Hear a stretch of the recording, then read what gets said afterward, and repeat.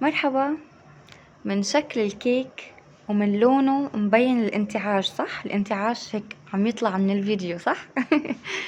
كيكة الليمون المنعشة الفظيعة اللذيذة مع صوص ليمون خطير بمنتهى اللذاذة. نقل الكيك يعني لمرحلة جدا عالية. شوفوا كيف بنحضر الكيك. بدنا كوبين من الطحين، لازم ننخلهم.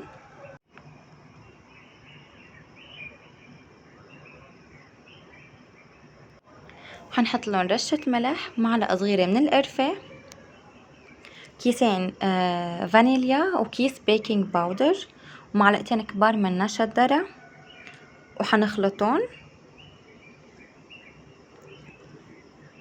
بعدين بنجيب زبدية تانية وبنحط فيها المواد السائلة. بدنا كوب من المي الدافية ونص كوب من الحليب الدافي وكوب من السكر، وبنحاول كمان هون ندوب السكر. بعدين بنحط لها معلقة كبيرة من برش الليمون وليمونتين صغار أو ليمونة كبيرة، ومعلقة كبيرة من الخل الأبيض، ونص كوب من زيت النباتي، وحنخلطهم.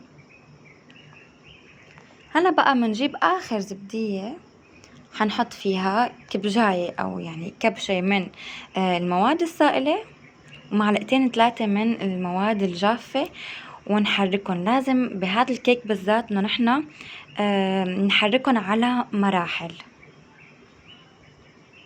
لحد ما نحصل على هذا القوام. بعدين بنجيب سباتولا وبنصير بنقلبها من تحت لفوق كرمال نطلع الهواء والفقاعات من الكيك. بعدين بنجيب صينية مدهونة زبدة وطحين منشان ما تلزق، ومنفوتها على الفرن على درجة حرارة 180 سوري، لمدة شي 20 دقيقة بس كل وحدة، وفرنة يعني أنا بخاف تحترق معكم. مشان هلأ صوص الليمون كتير سهل وكتير هين وكتير لذيذ. هنجيب طنجرة حنحط فيها معلقة كبيرة من نشا الذرة ونص كاسة من السكر ونص كاسة من المي وربع كاسة من الليمون، وقلبيها على البارد. بعدين حطيها على النار لحد ما تبقبق. هذا القوام اللي حيطلع معك، بس ممكن لما تبرد تجمد شوي.